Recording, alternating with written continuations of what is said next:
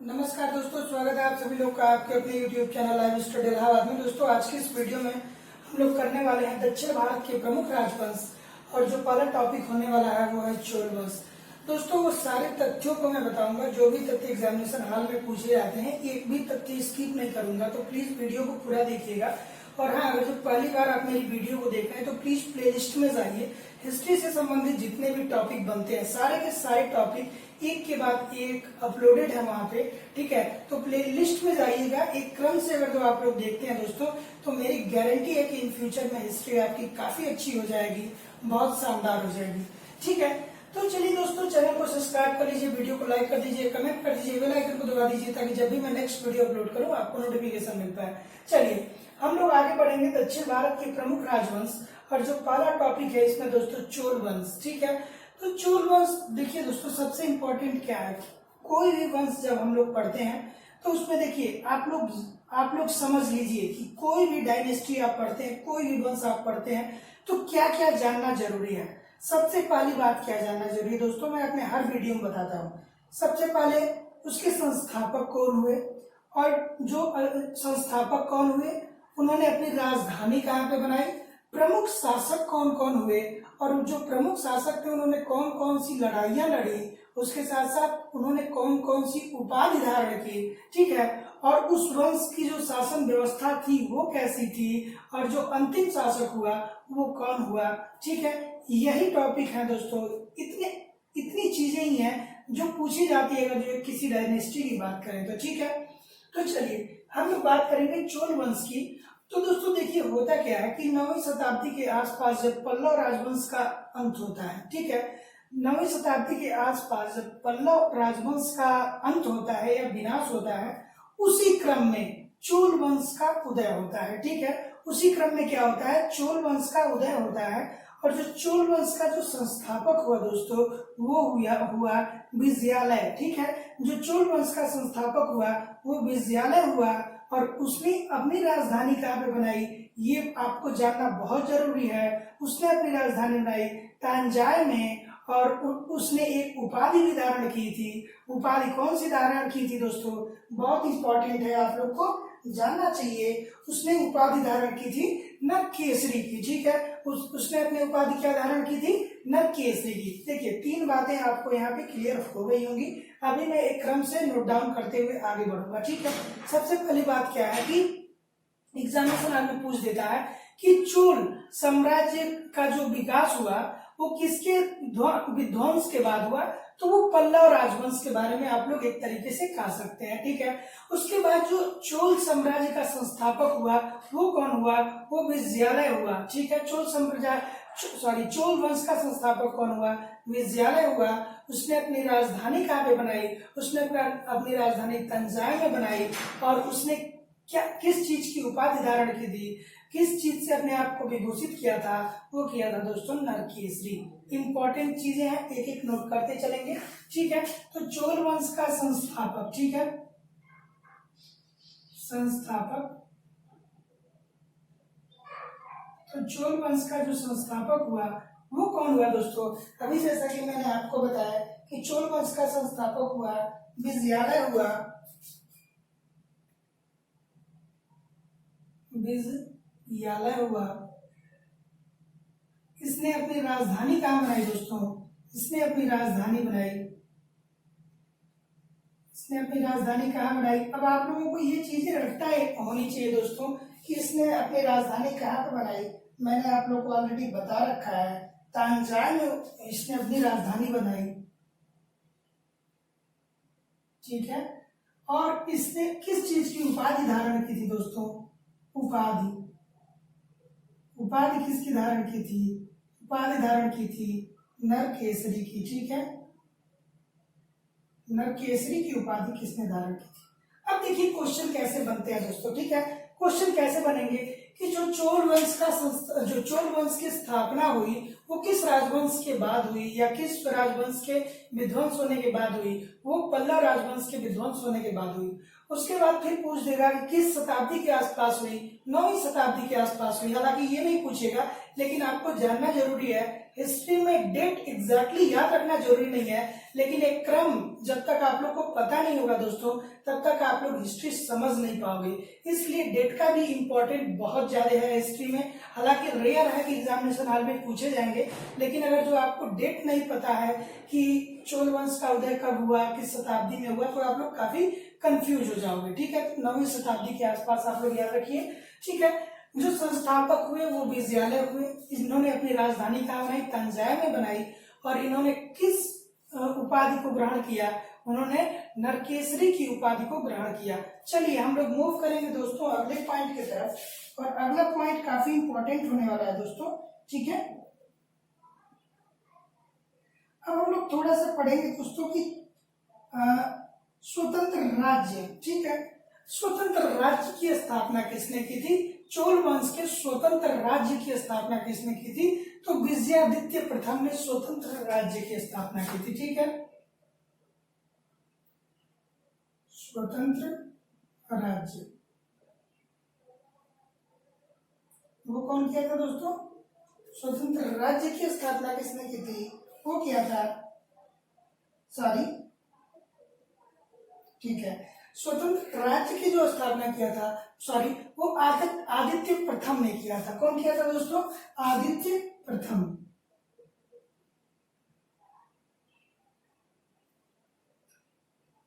ठीक है, अब देखिए प्रश्न कैसे बनेगा कि जो चोल वंश था उसमें स्वतंत्र राज्य की स्थापना किसने की थी? ठीक है, यानी जो चोल डायनेस्टी थी उसमें उसको स्वतंत्र राज्य का दर्जा किसने दिलवाया? तो वो दिलवाया दोस्तों आदित्य प्रथम ने। ठीक है, उसने कौन दिलवाया? आदित्य प्रथम ने। ठीक है, और ऐसा कहा जाता है ना कि ये पल्लवों पे विजय प्राप्त किया था। आदित्य प्रथम ने क्या किया था दोस्तों? पल्लवों पर विजय प्राप्त किया था। ठीक है,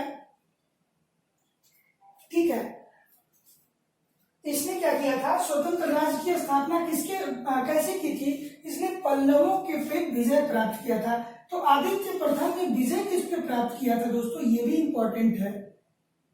विजय प्राप्त किया था पल्लव राजवंश पे, पल्लव पे। ठीक है, पल्लव राजवंश पे इसने विजय प्राप्त किया था। ठीक है, अब देखिए पल्लव राजवंश पे जब इसने विजय प्राप्त कर लिया तो एक उपाधि धारण की। ठीक है, जब ये पल्लव राजवंश पे विजय प्राप्त कर लिया तो एक उपाधि धारण की, और उस उपाधि का क्या नाम था दोस्तों? कोदंडराम। ठीक है, कोदंडराम। ठीक है, ये कौन सी उपाधि धारण की थी? उपाधि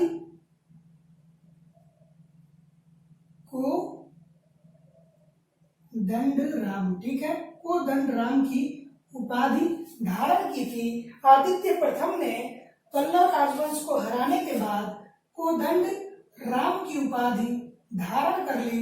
ठीक है, और पल्लवों को हराने के बाद इसने ही चोल वंश को स्वतंत्र राज्य के रूप में स्थापित किया। ठीक है, चलिए हम लोग अभी तक रिवाइज कर लेते हैं। हम लोग चोल राजवंश पढ़ रहे हैं। चोल राजवंश का जो संस्थापक हुआ वो विजयालय हुआ। इसने अपनी राजधानी तंजाय में बनाई। उपाधि नरकेसरी की इसने ली, और जो स्वतंत्र राज्य को स्थापित करने का जो श्रेय जाता है वो आदित्य प्रथम को जाता है। और आदित्य प्रथम ने पल्लव राजवंश पे विजय प्राप्त की थी, और उसी के उपलक्ष्य में उसने एक उपाधि धारण की थी। उस उपाधि का नाम है कोदंड राम। ठीक है, चलिए हम लोग आगे मूव करेंगे दोस्तों। इतना आप लोग नोट डाउन करिए, फिर हम लोग आगे मूव करेंगे। अब देखिए हम लोग प्रमुख राजवंश के बारे में पढ़ेंगे। ठीक है, ठीक है, हम लोग अब क्या करेंगे? प्रमुख राजवंश के बारे में पढ़ेंगे। ठीक है, तो प्रमुख राजवंश में प्रमुख शासक के बारे में पढ़ेंगे कि चोल वंश में प्रमुख शासक कौन हुए। ठीक है, तो राज हुए, परांतक हुए। ठीक है, और राजेंद्र चोल हुए। ठीक है, तो हम लोग चलिए प्रमुख शासक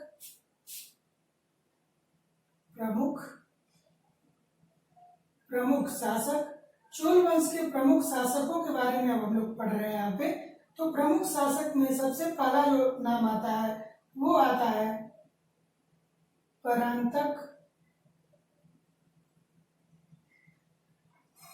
प्रथम का दूसरा नाम आता है दोस्तों राज राज प्रथम का तीसरा नाम आता है दोस्तों राजेंद्र प्रथम का। ठीक है, तो देखिए परांतक आ गए, राजराज प्रथम आ गए, ठीक है, राजेंद्र प्रथम आ गए, ठीक है, उसके बाद राजेंद्र द्वितीय, ठीक है, राजेंद्र राजेंद्र द्वितीय एंड कोलोतुंग, ठीक है, राजेंद्र द्वितीय और कोलोतुंग, ठीक है,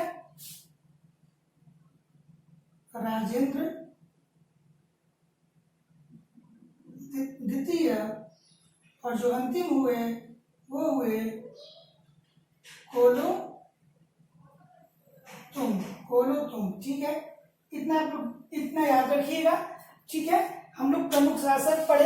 अब देखिए एक एक शासकों के बारे में हम लोग बहुत ही आराम से चलेंगे, ठीक है।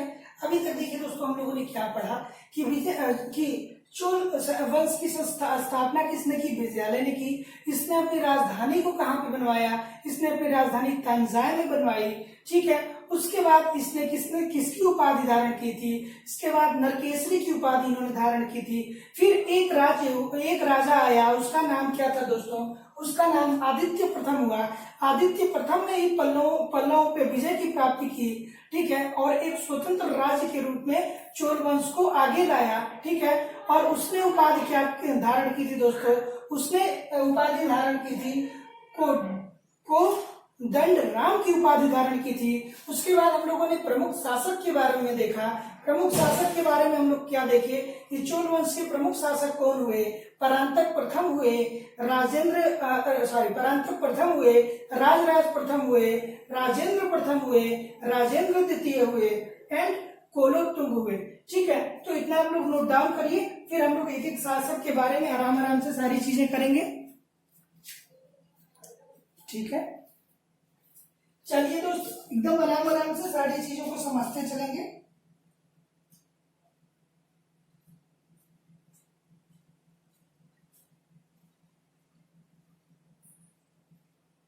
चलिए अब देखिए एक अब यहां से चीजें हम लोग पढ़ेंगे धीरे धीरे, ठीक है। चलिए हम इतना इरेज करते हैं। अब देखिए जो परांतक प्रश्न में पूछ लेता है कि कृष्ण तृतीय ने किस चोल शासक को हराया था, तो वो हराया था दोस्तों परांतक प्रथम को, ठीक है, ठीक है। देखिए एक युद्ध लड़ा गया, ठीक है, एक युद्ध लड़ा गया जिसका नाम क्या हुआ, ठीक है, तक्कोलम, ठीक है, तक्कोलम, एक तक्कोलम युद्ध हुआ, ठीक है। ये किसके किसके बीच हुआ दोस्तों? बहुत इंपॉर्टेंट है तक्कोलम युद्ध। देखिए दोस्तों हम लोग दक्षिण भारत के राजवंश पढ़ रहे हैं, तो थोड़ा नाम जो होंगे ना वो डिफिकल्ट ही होंगे, ठीक है, तो आप लोग घबराइएगा नहीं। तक्कोलम युद्ध जो हुआ था वो कृष्ण तृतीय और परांतक प्रथम के बीच में हुआ था, जिसमें किसकी हार हुई थी? परांतक प्रथम की हार हुई थी, ठीक है। युद्ध किसके किसके बीच हुआ था दोस्तों? वो हुआ था तक्कोलम युद्ध किसके किसके बीच हुआ था? वो हुआ था परांतक परांतक प्रथम, ठीक है, और परांतक प्रथम और कृष्ण तृतीय, कृष्ण तृतीय, ठीक है। और इसमें विजय किसकी हुई थी दोस्तों? इसमें विजय हुई थी कृष्ण की, ठीक है। तो आप लोग यहाँ पे नोट डाउन कर लीजिएगा, कृष्ण तृतीय की क्या हुई थी? विजय हुई थी, और परांतक की क्या हुई थी? हार हुई थी। बहुत इंपॉर्टेंट फैक्ट है कि तक्कोलम युद्ध जो हुआ था वो किसके किसके बीच मध्य हुआ था, ठीक है। तो जो तक्कोलम युद्ध हुआ दोस्तों परांतक प्रथम और कृष्ण तृतीय के बीच में हुआ था, और उस पर विजय किसने प्राप्त की थी? वो प्राप्त किए थे कृष्ण तृतीय, ठीक है। चलिए अब हम लोग आगे मूव करते हैं, ठीक है, ठीक है।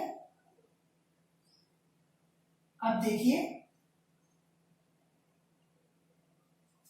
ठीक, अब बात करते हैं दोस्तों, ये तो इम्पोर्टेंट है, परांतक के बारे में हम लोग को एक ही पॉइंट पढ़ना था। अब हम लोग बात करेंगे राजराज की, ठीक है। तो राजराज ने क्या किया दोस्तों, राजराज ने किया श्रीलंका पे आक्रमण। राजराज ने क्या किया, श्रीलंका पर आक्रमण। और जो श्रीलंका का शासक हुआ महीम पंचम, ठीक है, महीम पंचम को उसने उसके साम्राज्य से खदेड़ दिया और वो जाके कहां पे बस गया, श्रीलंका के दक्षिणी भाग में। यानी क्या हुआ दोस्तों कि परांतक ने श्रीलंका पर आक्रमण, सॉरी राजराज प्रथम ने श्रीलंका पर आक्रमण किया। और जो श्रीलंका का उस टाइम शासक था महीम पंचम, ठीक है, महीम पंचम हुआ, वो क्या हुआ, वहां से भाग खड़ा हुआ, ठीक है। तो राजराज ने क्या किया दोस्तों, राजराज प्रथम ने क्या किया, पूछ लेता है कि किस चोल शासक ने श्रीलंका पे आक्रमण किया, बहुत इंपॉर्टेंट है, ठीक है। राजराज प्रथम ने क्या किया, श्रीलंका पे आक्रमण, श्रीलंका पर आक्रमण, ठीक है, श्रीलंका पे क्या किया दोस्तों, आक्रमण किया। उसके बाद हम लोग क्या पढ़ेंगे कि श्रीलंका पे इसने आक्रमण तो कर दिया, ठीक है, तो किसके विरुद्ध किया, महीम पांचवा, ठीक है, महीम पंचम कुछ लोग कहते हैं, कुछ लोग महीम पांचवा कहते हैं, उस पे इसने आक्रमण कर दिया, ठीक है। और ये महीम पंचम जो था वो कहां पे चला गया दोस्तों, दक्षिण श्रीलंका के रोहड़ नामक स्थान पे। ये क्या हुआ, ये भाग खड़ा हुआ, ये महीम पंचम भाग खड़ा हुआ और ये दक्षिण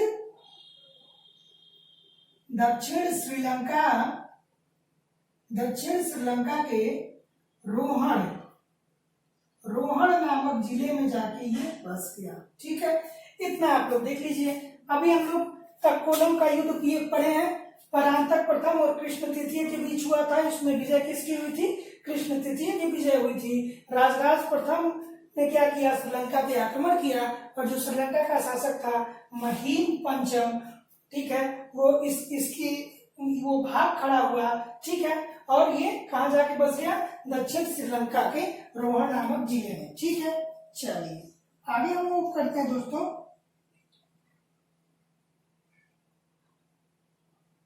ठीक है, अब देखिए बहुत इंपॉर्टेंट फैक्ट आ रहा है दोस्तों, बहुत इंपॉर्टेंट फैक्ट आ रहा है कि राजराज प्रथम जो था वो किस धर्म का अनुयायी था। देखिए हम लोगों ने पहला शासक परांतक के बारे में एक पॉइंट पढ़ा, हम लोग अब दूसरा शासक पढ़ रहे हैं जो महत्वपूर्ण शासक है राजराज प्रथम, ठीक है। तो राजराज प्रथम के बारे में एक और चीज हम पढ़ेंगे कि वो किस धर्म का अनुयायी था, ठीक है, बहुत इंपॉर्टेंट है दोस्तों।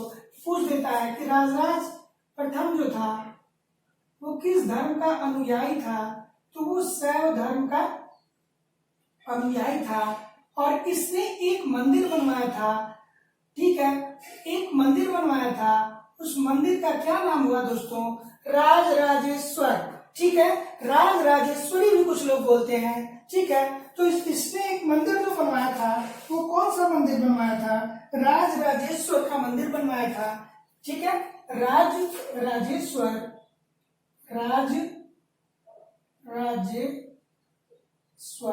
राजराजेश्वर का मंदिर कौन बनवाया था, पूछ लेता है, बहुत इंपॉर्टेंट है कि राजराजेश्वर का मंदिर कौन बनवाया था। तो वो बनवाए थे आपके राजराज प्रथम ने। और राजराज प्रथम कौन किस धर्म के अनुयायी थे, ठीक है, तो वो थे शैव धर्म के। देखिए बहुत इंपॉर्टेंट चीजें हैं कि राजराजेश्वर मंदिर जो है वो किस भगवान से संबंधित है, बहुत इंपॉर्टेंट है दोस्तों कि राजराजेश्वर मंदिर किस भगवान से संबंधित है, बहुत इंपॉर्टेंट है। तो वो किससे संबंधित है दोस्तों, भगवान शिव से, ठीक है। राजराजेश्वर मंदिर किससे संबंधित है, राजराजेश्वर मंदिर जो है दोस्तों वो भगवान शिव से संबंधित है। आगे हम लोग मूव करेंगे, ठीक है। अब देखिए पूछ लेता है कि सर्वाधिक विस्तार किस शासक ने किया, ठीक है। अब देखिए इतना आप लोग नोट डाउन करिए, फिर हम लोग आगे अभी तक देख लीजिए हम लोगों ने क्या क्या पढ़ा। हम लोग पढ़ रहे हैं प्रसिद्ध शासकों के बारे में जो उन्होंने काम किए। चलिए दोस्तों, यहाँ तक नोट डाउन कर लीजिए, यहाँ तक नोट डाउन कर लीजिए, फिर हम लोग आगे मूव करेंगे। अब देखिए जो अगला शासक आता है दोस्तों, अभी तक तो हम लोगों ने परांतक और राजराज प्रथम के बारे में पढ़ लिया। अब जो अगला शासक आने वाला है दोस्तों, वो कौन है? वो है राजेंद्र चोल। ठीक है, राजेंद्र चोल या राजेंद्र प्रथम। ठीक है, तो इतना नोट डाउन आप लोग करिए, फिर हम लोग पढ़ते हैं। अब राजेंद्र प्रथम के बारे में हम लोग मूव करेंगे दोस्तों, और राजेंद्र प्रथम काफी इंपॉर्टेंट है। ठीक है, तो राजेंद्र प्रथम काफी इंपॉर्टेंट है, ध्यान से पढ़िएगा इसको। और जो कहा जाता है दोस्तों कि राजेंद्र प्रथम के समय में ही चोल साम्राज्य का सर्वाधिक विकास हुआ था। ठीक है, राजेंद्र प्रथम के काल में ही या राजेंद्र प्रथम ने ही चोल राजवंश को एक नई ऊंचाइयों पे पहुंचाया। ठीक है, इतना आप लोग याद रखिएगा। आदित्य प्रथम ने क्या किया? एक स्वतंत्र राज्य, देखिए उसने क्या किया था दोस्तों, चोल वंश के जो संस्थापक थे, ठीक है, उन्होंने स्थापना तो कर दी, लेकिन स्वतंत्र राज्य के रूप में। विजयालय ने चोल वंश की तो स्थापना कर दी, लेकिन स्वतंत्र राजवंश के बारे में किसने स्थापित किया? आदित्य प्रथम। ठीक है, लेकिन राजेंद्र चोल जो हुए या राजेंद्र प्रथम जो हुए, इन्होंने सर्वाधिक विस्तार किया। ठीक है, तो चलिए हम लोग अब पढ़ेंगे राजेंद्र चोल के बारे में।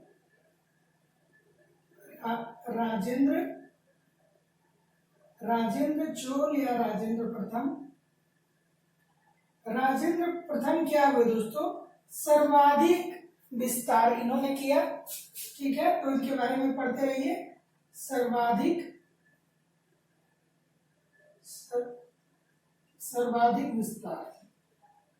ठीक है, इन्होंने ये सर्वाधिक शक्तिशाली थे और इन्होंने सर्वाधिक विस्तार किया। ठीक है,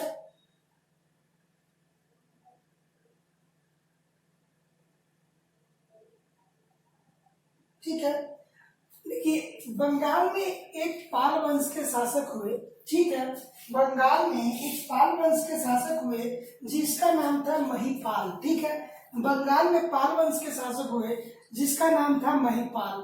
महिपाल की को ही इसने हराया। ठीक है, तो राजेंद्र चोल ने किसको हराया दोस्तों? महिपाल को। ठीक है, हराया बंगाल के पाल वंश के राजा महिपाल को हराया और उसी में एक उपाधि धारण की दोस्तों। उपाधि धारण की, कौन सी उपाधि धारण की इन्होंने?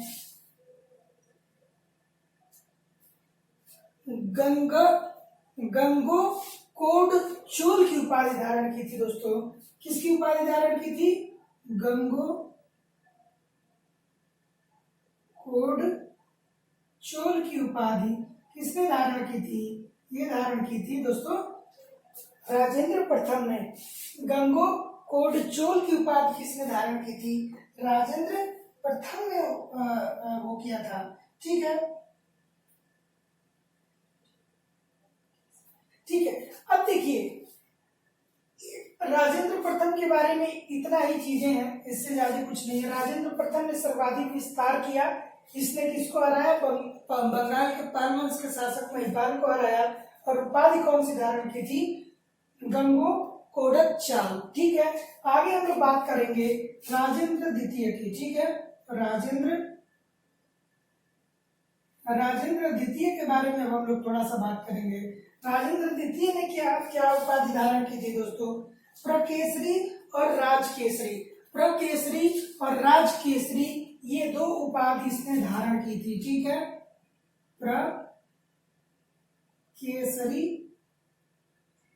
प्रकेसरी और प्लस राजकेसरी।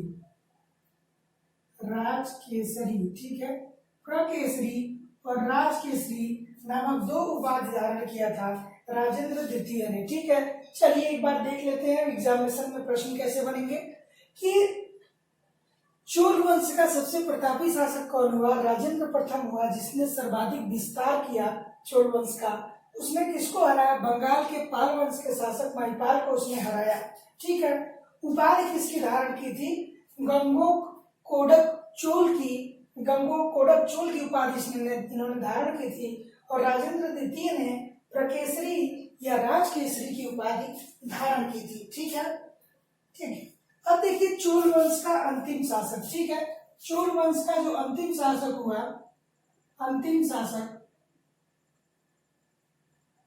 शासक चोल वंश का जो अंतिम शासक हुआ वो हुआ राजेंद्र तृतीय। ठीक है, याद रखिएगा, राजेंद्र तृतीय। चोल वंश का जो अंतिम शासक हुआ वो कौन हुआ? राजेंद्र तृतीय हुआ। ठीक है। चलिए इतना नोट डाउन करिए, फिर हम लोग आगे मूव करेंगे। ठीक है, चलिए इतना नोट डाउन करिए, फिर हम लोग आगे मूव करेंगे दोस्तों। ठीक, चलिए अब हम लोग यहाँ पे चोल राजवंश के शासन व्यवस्था के बारे में देखेंगे। ठीक है, चोल राजवंश के शासन व्यवस्था के बारे में थोड़ा सा कुछ पॉइंट बनता है दोस्तों, वो बहुत इंपॉर्टेंट है, आप लोगों को जानना चाहिए। ठीक है, चोल वंश के प्रशासन के बारे में। ठीक है, देखिए सबसे पहला पॉइंट आता है दोस्तों स्थानीय स्वशासन। स्थानीय स्वशासन, स्वशासन। ठीक है, स्थानीय स्वशासन जो सबसे पहला पॉइंट आता है दोस्तों वो आता है स्थानीय स्वशासन। ठीक है, पूछ लेता है एग्जामिनेशन में कि स्थानीय स्वशासन किसकी विशेषता थी? तो चोल साम्राज्य की विशेषता थी। ठीक है, स्थानीय स्वशासन। अगला पॉइंट आता है दोस्तों नौसेना। ठीक है, नौसेना। ठीक है, नौसेना किसकी विशेषता थी पूछ देता है, और ये अगर जो आप लोग प्रीवियस ईयर पेपर सॉल्व किए होंगे तो नौसेना का विकास किस वंश में हुआ आपको प्रश्न मिला होगा। नौसेना का जो विकास हुआ वो चोल साम्राज्य में हुआ। ठीक है, आगे हम लोग पढ़ते हैं दोस्तों उर। ठीक है, एक उर नाम की एक समिति होती थी दोस्तों, उर। ठीक है, उर नाम की एक समिति होती थी। ठीक है, ये क्या होती थी? ये समिति होती थी जो क्या करती थी, ये किससे संबंधित थी? बाग बगीचे से। ठीक है, बाग बगीचों से। ठीक है, उर जो नामक समिति थी वो क्या करती थी, अपने क्षेत्र में ये देखती थी कि कौन सी भूमि बाग बगीचों के लिए है और उस पे बाग बगीचे और तालाब का निर्माण किस तरीके से किया जा सकता है। चलिए, स्थानीय स्वशासन हो गया, नौसेना इनके काल में विकसित हुए। फिर उर नाम का एक समिति होती थी, वो उर नाम की जो समिति थी वो क्या करती थी? बाग बगीचों की और तालाबों की देखरेख करती थी। ठीक है,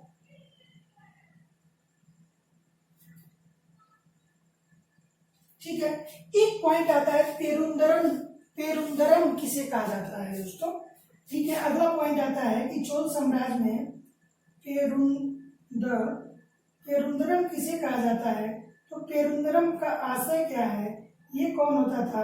पेरुंदरम से आशय क्या है दोस्तों? ठीक है, तो ये थे उच्च पदाधिकारी। ठीक है, पेरुंदरम कौन थे? उच्च पदाधिकारी। ठीक है, पेरुंदरम कौन थे? पेरुंदरम थे उच्च पदाधिकारी। ठीक है, देखिए बाग बगीचों की जो समिति होती थी वो उर होते थे। ठीक है, और पेरुंदरम कौन थी? उच्च पदाधिकारियों की एक समिति थी। चलिए हम लोग आगे मूव करेंगे दोस्तों। ठीक है, कि चलिए देखिए संपूर्ण जो चोल साम्राज्य था वो 6 प्रांतों में विभक्त था। ठीक है, 6 प्रांतों में विभक्त था, और प्रांतों को क्या कहा जाता था? प्रांतों को मंडलम कहा जाता था। ठीक है, प्रांतों को क्या कहा जाता था दोस्तों? मंडलम। ठीक है, 6 प्रांत थे, 6 प्रांत, और प्रांत को क्या बोलते थे? मंडलम, मंडलम बोलते थे। जो चोल साम्राज्य था वो 6 प्रांतों में विभक्त था, और प्रांत को क्या बोलते थे? मंडलम बोलते थे। आगे हम लोग मूव करेंगे दोस्तों। ठीक है, कि व्यापारियों की सभा को, ठीक है, व्यापारी सभा क्या कहते थे? व्यापारी सभा को क्या कहते थे? व्यापारी सभा को क्या कहते थे? व्यापारी सभा को नगरम कहते थे। ठीक है, व्यापारी सभा को क्या कहते थे? नगरम कहते थे। चोल साम्राज्य में व्यापारी सभा को क्या कहते थे? नगरम कहते थे। ठीक है, ठीक है। अब हम लोग बात करते हैं भूमि कर की। ठीक है, जो कर था वो 1/3 था। ठीक है, जो कर था वो क्या था? उपज का 1/3। ठीक है, उपज का 1/3 था कर। ठीक है, हम लोग चलिए अब आगे मूव करेंगे दोस्तों। ठीक है, अब देखिए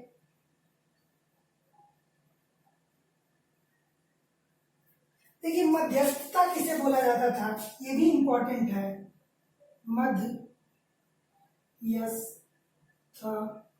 मध्यस्थ था, सॉरी दोस्तों, एक सेकेंड, थोड़ा सा रुक जाइए। मध्यस्थ, ठीक है,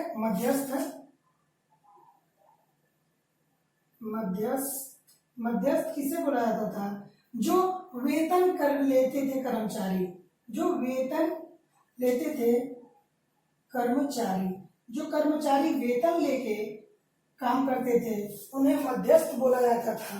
ठीक है, आगे हम लोग मूव करेंगे दोस्तों। चतुर्वेदी मंगलम। ठीक है, चतुर्वेदी मंगलम किसे बोलते थे दोस्तों? चतुर्वेदी मंगलम, चतुर्वेदी मंगलम उनको, उन ब्राह्मणों को बोला जाता था जो जिनको करमुक्त भूमि दी जाती थी। ठीक है, ऐसे ब्राह्मण जिनको करमुक्त भूमि दी जाती थी, ब्राह्मण जिनको भूमि या करमुक्त भूमि दी जाती थी उसे चतुर्वेदी मंगलम बोलते हैं। ठीक, बोलते थे। ठीक है, चलिए आगे मूव करेंगे दोस्तों की। ठीक है, चलिए आगे मूव करेंगे। नटराज प्रतिमा। ठीक है, नटराज प्रतिमा भी जो मिली है दोस्तों, नटराज प्रतिमा काफी उल्लेखनीय है चोल साम्राज्य में। तो देखिए चोल साम्राज्य की जो शासन व्यवस्था है उससे यही प्रश्न पूछे जाते हैं। ठीक है, यही प्रश्न इंपॉर्टेंट है, इससे ज्यादा और कोई बहुत सारे प्रश्न बनते नहीं है। स्थानीय स्वशासन जो पढ़ रहे हैं दोस्तों, तो चोल साम्राज्य में स्थानीय स्वशासन उल्लेखनीय था। नौसेना का काफी विकास हुआ। उर नाम की एक समिति होती थी जो बागान और तालाबों के लिए जमीन मुहैया करवाती थी। ठीक है, पेरुंदरम किसे कहा जाता था? उच्च पदाधिकारियों को कहा जाता था। ठीक है, ये 6 प्रांत में चोल साम्राज्य विभाजित था, और प्रांत के को क्या कहते थे? मंडलम कहते थे। और एक व्यापारी सभा होती थी जिसको नगरम बोलते थे। कर जो था वो उपज का 1/3 था। मध्यस्थ कौन करता? देखिए मध्यस्थ किसे कहते थे? ऐसे कर्मचारी जो वेतन लेके काम करते थे उन्हें मध्यस्थ कहते थे। ठीक है, चतुर्वेदी मंगलम किसे कहते थे? जो भूमि ब्राह्मणों को दी जाती थी। ठीक है, और नटराज की प्रतिमा जो हुई दोस्तों वो काफी उल्लेखनीय है चोल साम्राज्य में। ठीक है, चलिए इतना नोट डाउन करिए, फिर अब हम लोग आगे मूव करेंगे और छोटा छोटा टॉपिक है वो पढ़ेंगे। चोल वंश यहाँ पे खत्म होता है। ठीक है दोस्तों, प्लीज चैनल को सब्सक्राइब कर लीजिए, वीडियो को लाइक कर दीजिए, कमेंट कर दीजिए, बेल आइकन को दबा दीजिए ताकि जब भी मैं नेक्स्ट वीडियो अपलोड करूं आपको नोटिफिकेशन मिल पाए। ठीक है, चलिए हम लोग आगे मूव करते हैं। देखिए दक्षिण भारत के राजवंशों के अंत की तरफ हम लोग बढ़ रहे हैं दोस्तों। ठीक है, अगला जो वंश है दोस्तों वो है कदम्ब वंश। ठीक है, कदम्ब वंश, ठीक है। अगला जो है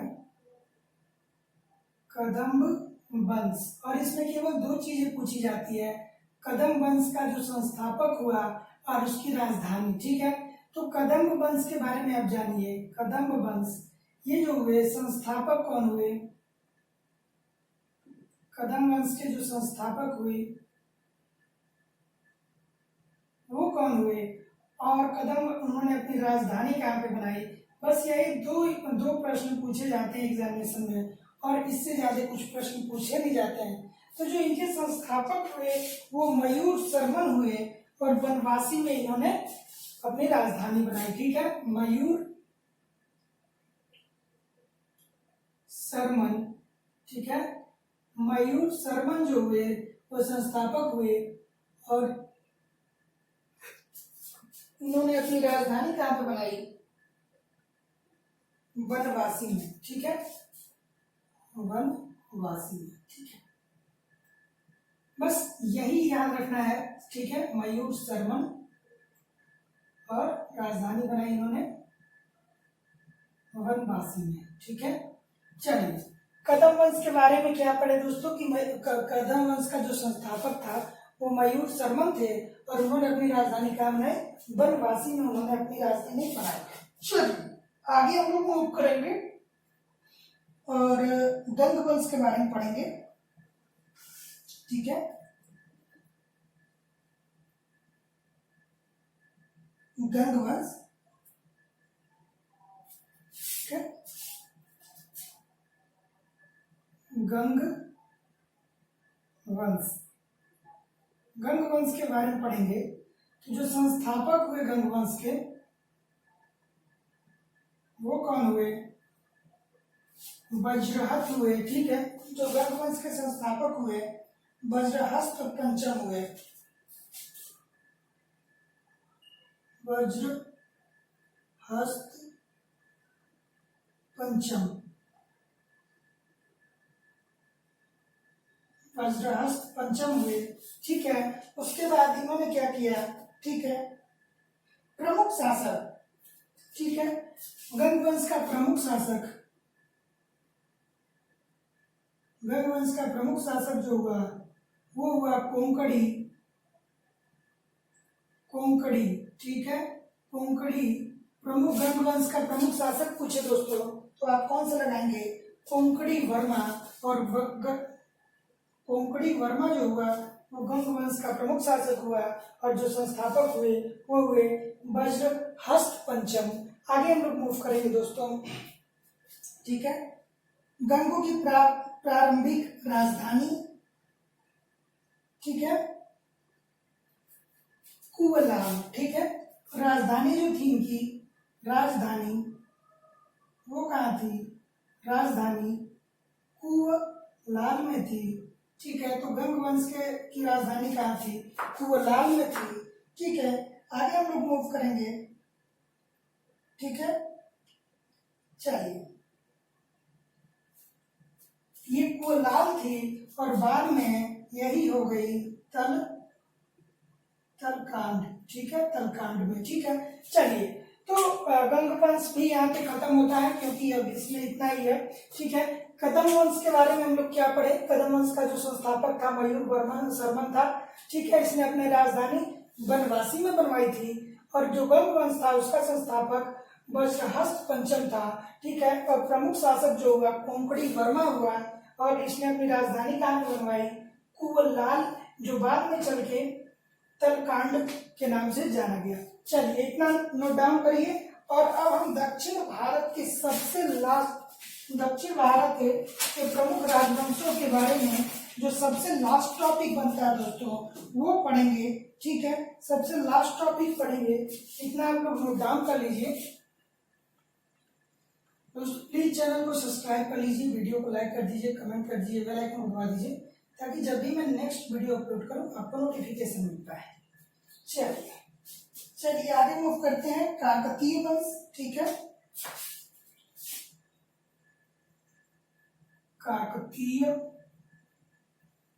वंश बहुत इंपॉर्टेंट है, काकतीय वंश। एक क्वेश्चन कभी कभी देखने को मिल जाता है दोस्तों। तो काकतीय वंश का जो संस्थापक हुआ वो कौन हुआ? बीटा प्रथम, और अपनी राजधानी अम्बकोड में बनवाई। ठीक है, संस्थापक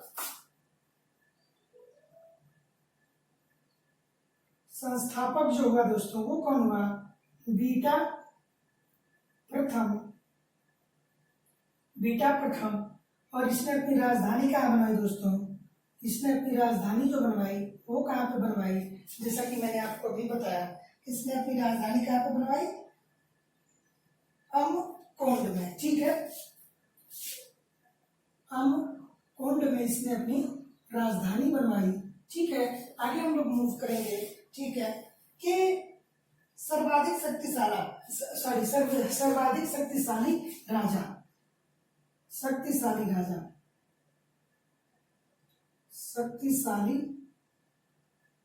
शासक वो कौन हुआ? गणपति हुआ। सर्वाधिक शक्तिशाली शासक कौन हुआ? गणपति हुआ। ठीक है, आगे हम लोग मूव करेंगे। ठीक है, और गणपति ने अपनी राजधानी कहाँ बनाई? वारंगल में। ठीक है, गणपति ने अपनी राजधानी कहाँ पे बनाई? वारंगल में। बहुत इंपॉर्टेंट है, वारंगल में। ठीक है, आगे हम लोग मूव करते हैं दोस्तों कि अंतिम शासक, ठीक है, अंतिम शासक प्रताप रुद्र हुआ। ठीक है, अंतिम शासक कौन हुआ? प्रताप रुद्र। ठीक है, अंतिम शासक कौन हुआ? प्रताप रुद्र हुआ। काकतीय वंश का अंतिम शासक कौन हुआ? प्रताप रुद्र हुआ। चलिए एक बार क्विक रिवीजन कर लीजिए दोस्तों। थोड़ा सा मैं तेज इसलिए जा रहा हूँ क्योंकि मैं ये नहीं चाहता हूँ कि वीडियो का लेंथ काफी बड़ा हो जाए। ठीक है, तो काकतीय वंश का जो संस्थापक हुआ बीटा प्रथम हुआ। इसने अपनी राजधानी अमरकोंड में बनवाई थी। ठीक है, इस वंश का सबसे शक्तिशाली शासक गणपति हुआ। ठीक है, जिसने अपनी राजधानी वारंगल में बनाई। और काकतीय वंश का अंतिम शासक हुआ प्रताप और रुद्र। ठीक है दोस्तों, तो आज की इस वीडियो को यहीं पे अंत करते हैं। मिलते हैं नेक्स्ट वीडियो में। तब तक के लिए नमस्कार, धन्यवाद। पढ़ते रहिए, आगे बढ़ते रहिए। और हाँ, प्लीज सब्सक्राइब कर लीजिए चैनल को, और वीडियो को लाइक कर दीजिए, कमेंट कर दीजिए, बेल आइकन को दबा दीजिए, ताकि जब भी नेक्स्ट वीडियो अपलोड करूँ आपको नोटिफिकेशन मिल पाए। ठीक है दोस्तों, पढ़ते रहिए, आगे बढ़ते रहिए। मिलते हैं नेक्स्ट वीडियो में। तब तक के लिए नमस्कार, धन्यवाद।